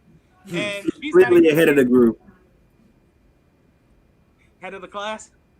Yeah, head of the I find table. it very ironic that you're doing head jokes, Kenny. My head is shaped nicely. It's not long. So shaped large, motherfucker. You're one to talk. I don't have a big head. I have a big body. There's a difference. Me, I'm akin to the motherfucking Goombas in the Super Mario Brothers movie. That's what I look like. Hey, yo, not the movie, Lowe's. Not the movie. That's right. That's right. The one with John Anyway, Luigi. The point is, Rhea Ripley is the head of the NXT Women's Division. Yeah. Nonetheless, and not to mention, this is a division that is amazing right now. Like NXT's women's division is solid. Their champion is Io Shirai, who is the Joshi Judas, and she is whooping ass like Asuka did when she was in NXT, essentially. Then you have Miss LeRae, Candice LeRae, who is Johnny Gargano's wife, no kayfabe, and she probably kicks more ass than Johnny Gargano. Dead ass. Yeah. And honestly, I think WWE is holding her back because if you've seen her in the Indies, yeah. They reeled her acting. Damn. Yeah, they always do that. WWE tends to do that because of the style of production that they do. As far as wrestling goes. Like there's a certain type of way that they have in the WWE that is different from. It's more showmanship than legitimate wrestling. Yes. Which is what frustrates me. There are occasions where you have your hard-hitting matches, like Ilya Dragunov versus Walter. Oh my God, Kenny, watch that match because I know you haven't yet. I have not watched. You're missing out. The fact that he knows me that well. That is probably the most violent wrestling match I've ever seen in my entire life, and we've seen matches with weapons in them. Yeah. This was a match with no weapons. These motherfuckers were just running the fade. And boy, was it the fade. It was the fade of all fades. Like, this was a wrestling match that I didn't think would get away they would get away with in the WWE. This was an hard-hitting indie match. I can't stress that enough. Nonetheless, yeah, that women's division is stacked, and like the fact that these two women are the head of the class, main light of it. It goes to show you, like, put it on their backs, because Raquel Gonzalez, she came in as just a bodyguard for this girl Dakota Kai, but they realized, hey, here's the real star. A little more than bodyguard. And they actually gave her a chance. Like, the first time her debut match on NXT was War Games. Wow. And if you're not familiar with War Games, Ducky, War Games is a 4-on-4 match with 2 rings with a cage around it. That's insane. And she shined. She was the highlight. If Io Shirai jumping off the top of the cage with a trash can draped over her into everybody else wasn't the highlight of that match, it was Raquel Gonzalez's showing in general. She shined. They realized that, and they've been, putting her in singles matches since. Shit, man, it writes itself. Exactly. Nonetheless, that was 10 count. I gotta say, fellas, like, we've been sitting here for about 2 hours, including the pre-show. Not only are my cat children starving, I am starving. Mm-hmm. Yeah, final thoughts. And I think Kenny is through the way he be munching them with that motherfucker, boy. Yeah, I fucked them crackers up. I'm not hungry. Boy. I have a pizza to go make, so I feel. Let's go. Yeah, let's get to it. Final thoughts, guys. Watching TLC tonight. I hope we have a good show. If not, as long as Roman Reigns is the tribal chief, that segment won't be good. Yeah, if not, I look forward to AEW on Wednesday night. Yep. Right on the corner. That's like 3 days from now. Got that the Eve and Xmas Day. You heard? Hey, question for you both.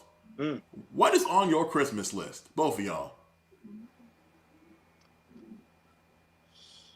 Shit, man. I don't really have anything on my Christmas list. That's a good question. That's a good ass question. I'm a simplistic person. So I would be very happy with like a real Yeti cup. Huh. It's 2020. My last relationship ended in 2017. No, I haven't gotten a Christmas present in over 4 years. So I just don't expect it anymore. I'm at the point in my life where I'm giving Christmas presents. Amen. Which I bought my nieces a tent. Okay. So it's one of those dream tents. They'll love it. Okay. So if my toddler niece doesn't destroy it. Most needs love for Xmas. You heard that, y'all? Kinez's kid is destructive, man. That's funny, bro. That's funny. Right. She's going to be a handful when she starts talking. She gonna roast everyone in the crib, bro. So, I know she got some jokes. That being said, my final thought is this. First and foremost, I don't know if you guys want to do a special Christmas episode. I think, believe it or not, I'm working like I think every day until like the eve. Damn. Yeah, I'm working I'm coming in on the eve, and then I'm on the 26th, the 27th, the 28th, the 29th, 30th. For some reason, shout out to the maker, I'm not working on the 31st, and I gotta give that to Sarah, like straight up and down. Hey, figure out New Year's Day. You're a straight edge. You don't drink. I don't, bro. I don't. If anything, I'm on cleanup duty. You heard me? That's all that is. I've already planned on going to work hungover if I got to work New Year's Day. So it is. Damn. When is the 31st? Shit. That's a good question now that I think about it. That's a Thursday. Yeah. Damn. Yeah, so I'm gonna have to come in on that Monday because I'm gonna be like, listen, Toya, I ain't gonna be here on New Year's Day because After the year we just had, what the fuck you think is gonna happen? I'm gonna figure it I'm out. afraid to find out. We gonna see. I am afraid to find out. However, We'll see when we get there, huh? I close I'm out with gonna this find final out. Something gonna happen. I close out with this final thought. The jig is up on capitalism.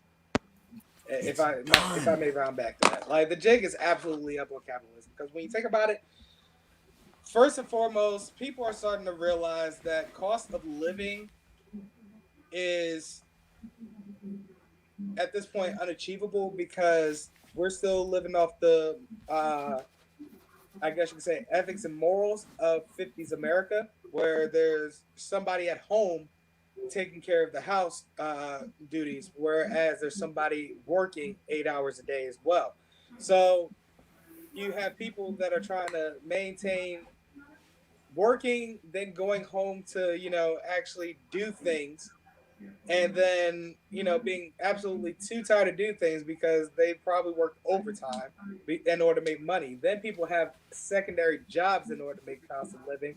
So it's like economics is a bit of an issue because people have to, claw and scratch their way into making a living, so to speak. So we're at a point where people realize that they shouldn't have to have multiple sources of income in order to achieve cost of living. Something's wrong with that.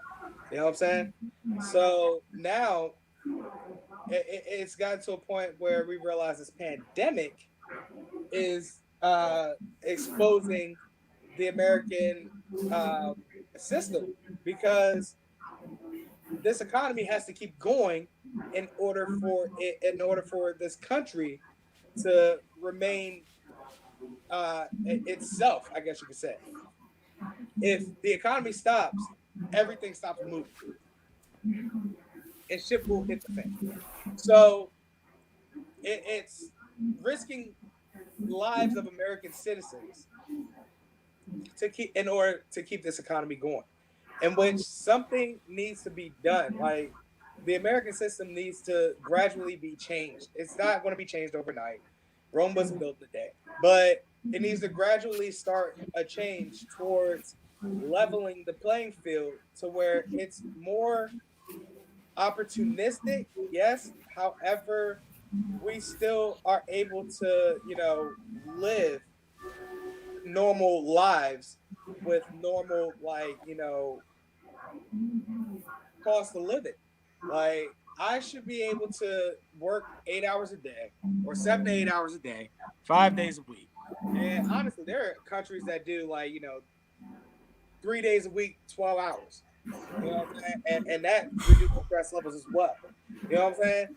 But I should be able to do an 8 hour, 5 day a week day. All right. Go home, if I want to hang out with my friends or whatever, hang out with my friends. If I want to, hang out with my girlfriend, hang out with my girlfriend, build a relationship, possibly get married and have children and start a family life, because that's also a part of American life.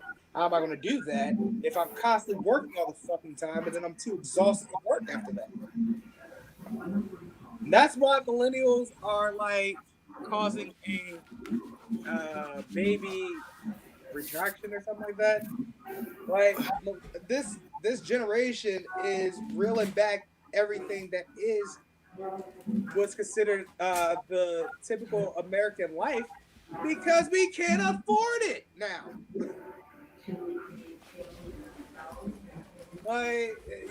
You put us into debt to learn some shit that isn't going to help, that probably isn't going to get us a job later in life, and this is where we're at. So the entire American system needs to be overhauled to where it's not just selfish towards the rich people, like the 1% of the world, because the rich people are just showing you that you can be like them. However, it's a bit of a lottery in order to become a rich person in America. And if you were already rich in America, you come from wealth in the first place. So, what does that leave the people that don't come from wealth and haven't been given any opportunities that other people were given to make large amounts of money? So, that's just my thought. All right. Duck, bring it home because you got to slide. Yeah, like okay. Everyone, people of Earth, turn off your TVs and listen to me. Especially you, motherfucking Kenny. Why do I hear your shit through your fucking camera, you dick? My shit is off. B, I heard that motherfucking TV like from a mile away, B. That's that's not mine. Who's that? That's probably my mom's TV. Oh, I can't shit on that. I don't want to disrespect. Steph, come on, man, you're killing me, mom. My door was like slightly cracked open. That joint powerful. That joint powerful, boy. I'll tell you what. Hey, no. I know because my mom be blasting at that level too. All right. I start with a quote from one of my favorite bands, Enter Shikari. And still we will be here standing like statues. Black people.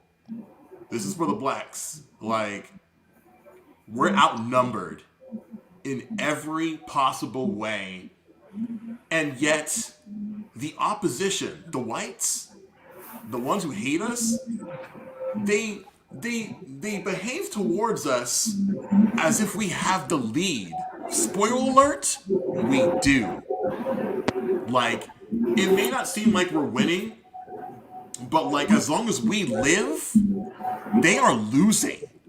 Yeah. And since they have chosen to make they have chosen to make like their god hate. And when we see like each other, it's nothing but love. And it's harder to love yourself and your family and your friends and especially other black people. We have seen that in 2020. So as this hellish year comes to an end, know that like your choice to choose love for yourself, for your friends, for your families, for black people, you have made the correct decision. It will pay off in the end. You won't be by yourself dying in a ditch somewhere. You know what I'm saying? Like, you're going to see a brother you don't even know, like, give you a head nod as you're walking down the street or in the store or whatever the fuck. You have made the right decision if you have chosen to live your life in love.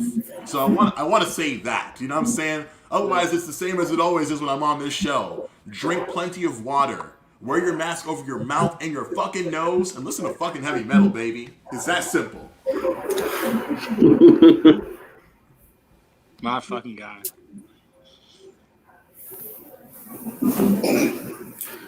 All right. If you make with the AKAs. It's that time, baby. Let's go. Duck, lead us off. Oh, shit. Okay. Yeah, you gotta go. I gotta go feed my cats, baby boy. It's your boy, Chris Kennard, a.k.a. Chris Kennard, a.k.a. say my name twice, like the girls from South Korea, do with the onomatopoeia. A.k.a. I changed this. Don't take it the wrong way now. I'm talking about them gunshots, you know what I'm saying? A.k.a. Let me move this. Let me put the whole John. I gotta stretch out the notepad. You hear me? Let me see how. Okay, here we go. AKA, prepare for trouble. Hate to burst your bubble. Huh? I am not single, so don't ask for no cuddles. Oh. Sorry, man. Hey, the promotion has ended, and furthermore, franchised by Travis Scott is a shitty song, but that's neither here nor there. AKA, speaking of hip hop, live on stage with the dilated pupils.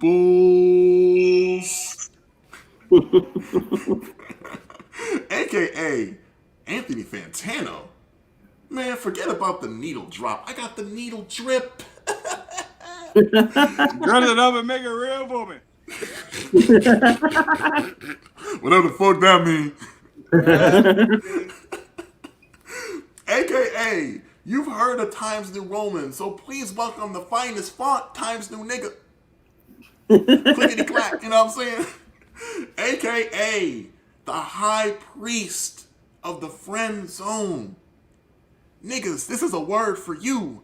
If you are on the bus and you think to yourself, yo, shorty thick, I should let her know. Let me tell you, the answer is no. AKA, the CEO of Naptone Records because my follicles stay sleepy, you know what I'm saying? Gotta let them bake a little longer, you know what I mean? You already know. AKA, let me ask y'all a question. Have y'all ever heard of that singing brother Aloe Black? Well, let me tell you something right quick. You can tell everybody. Let me tell you something right fast. When I get toppy, some might say I taste like coconut. You know why? My name is Aloe Dat, AKA the man who gets his lube delivered in first class packages because I am the motherfucking Security of State. I will deliver this stimulus package with consent. AKA. Thank you. Goose Granger. Because if you see a goose, your ass is in danger. I don't trust no bird that can hiss, okay? Like, go across the street and you see them birds, you heard me? AKA Mallard Man with the strength of 6 birds. In other words, 600 ducks. And if you've seen the pre-show, you know exactly what the fuck I'm talking about. A special motherfucking shout out to Senator Rick Johnson. You are what can I say about you that won't make the Secret Service come to my home? I almost hate you more than I hate the motherfucking Nazis, Rick. Like, I hope your toenails fall off. I hope your family leaves you while you're sleeping. I hope they take all of your clothes. I hope someone stabs the tires of your car, allegedly. Like, please know there will be 1,200 eggs thrown at your windows for the rest of your life on this earth, my friend. For what you have done to this country and what you have done to the people of... You know that game Torture in the beginning of Method Man? Allegedly. Y'all remember the beginning of Method Man?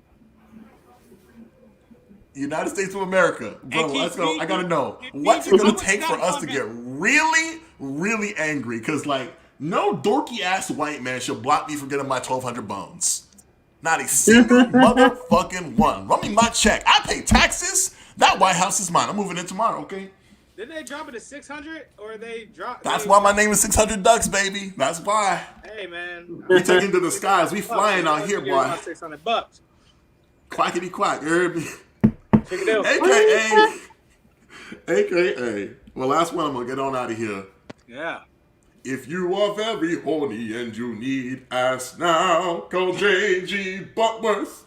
877 cheeks now. 877 now. 877 ass now. Call now. Use protection and I'm gone. It has been a blessing to be here, y'all. I gotta get out. I gotta get gone. Thank you. Wear a coat. Hey, I'm so happy to always be here, my friends. Subscribe, put the notification bell on, leave a nice comment. Pass my boy some bucks. You heard me? It's your boy. I'm out. Love, man. Hey, yo.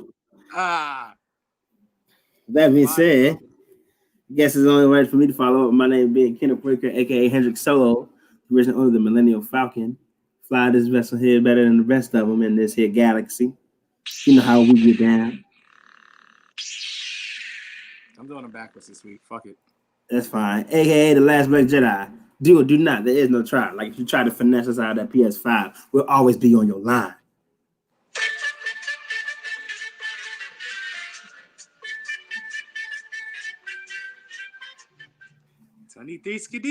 Close.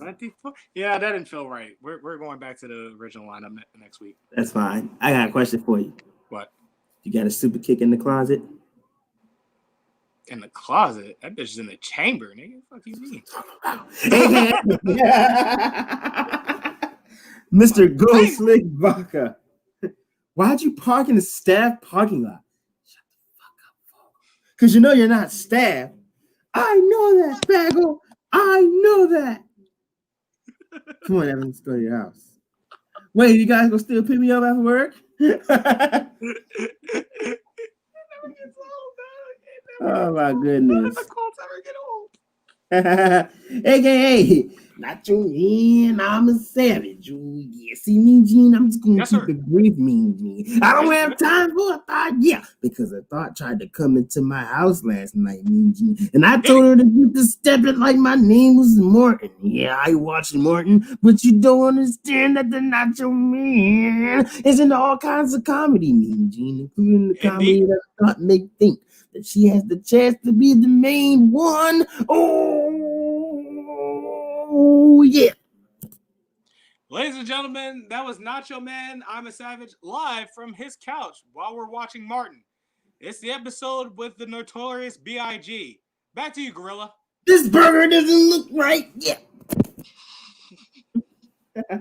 AKA the very sexual, the very tight. Very tight, yeah. Austin Powers, Faja. Wait, is Faja? Dad is Faja.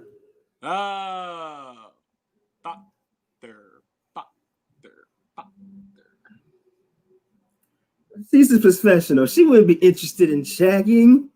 Please. Spectacle testicles, wallet, and watch.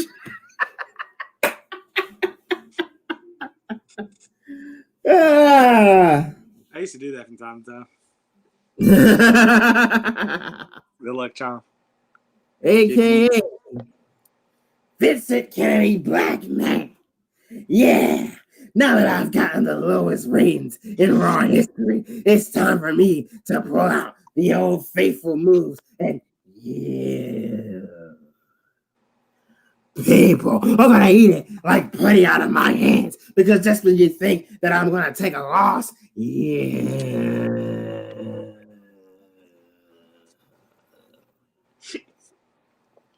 people know exactly what to do to come back. So I can't even call her, but I'm gonna call somebody else because I just remember that she's not here with us, and God bless the dead. So get Stephanie, get Terry Reynolds. I can't even think. Get Tony Wilson and Sable, and we're gonna have ourselves a 3-on-3 or whatever number I feel like making up today. Who's the best diva match? And it's gonna take place where, Carlos? Hold on, before I say where, you ready for the grind? I had to. You mentioned Sable. I had to. In your office. Yeah, in my office. And just to get us a piece of resistance, the ultimate flare on top, we're going to have ourselves a DX merchandise on a pole match. And Sean is going to be there. And Paul's going to be there. And the other Sean that we don't talk about, Waltman, is going to be there. And I'm going to get him from AEW. And he's going to come back. And Jesse is going to be here too. And each and every last one of people.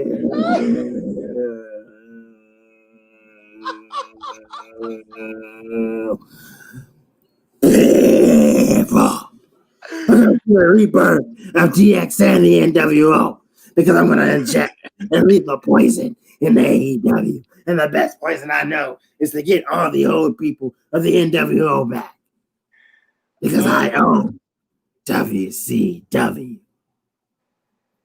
Oh my God. Oh man. So you're a fucking fool, bro. I hate you. However, if I may bring it home, my name is Kitten. My name is Carlos Crawford, a.k.a. working as a chef after quitting wrestling, and Kenny looking for me to come back to help him out. It's Chin Music Charlie. Nothing? Yeah, all right. a.k.a. Thick Flair, Carla Lane and Thick Flair, wildin' and muff diving, lingerie, posturepedic beds, hot tubs, strobe lights, cameras, roll, action. You and me, baby. a.k.a. Snap Miller. She pulled me closer when she getting horny. And I ain't worried about the mother dudes that hit before me. This gonna be the best.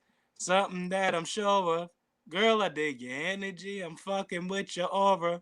Wanna kill yourselves when I open all my doors up. Suicide.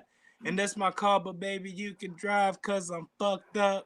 Leaning in the passenger. You don't fuck musicians, baby girl, just let me rap to you. A.k.a. Gelato Graham. You talk about Tom Brady, there was this one guy back in my day, George Lessess. He started his career as a quarterback at age 21 and retired as a kicker at age 48. Now that's longevity. A.k.a. the idiom savant. We're late in the weekend getting this episode off, but yeah, better late than never, right, Kenny? All right. There you go. That's your idiom. There you have it. A.k.a. Haystack West. Ah, fuck that. All right, here we go. If I give y'all this one, are you actually going to enjoy it, or are you just going to cut another deal with him? Shut up and tell me who it is. Denny Winston, rich brat from some rich Southern family with a dime novel addiction.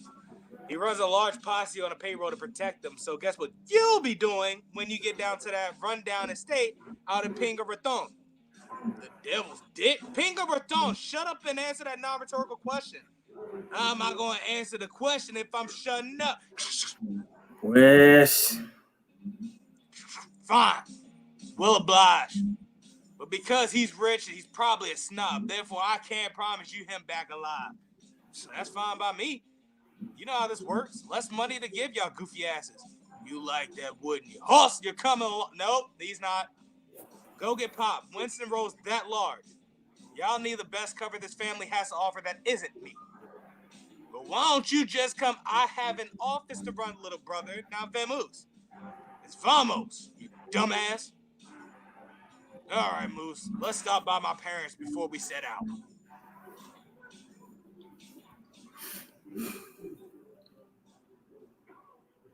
That was episode 121. 21? Oh, man. What time to be live? We dropped the ball here. 21. However, like and subscribe us on Facebook and YouTube. Yes, leave a comment, share, all those good things. At Gorilla Gang Podcast on fucking Facebook. Gorilla Gang Podcast on YouTube. Gang_podcast on Twitter. Yep. Follow us if you dare. No. We off there. Cowards, do it. We out.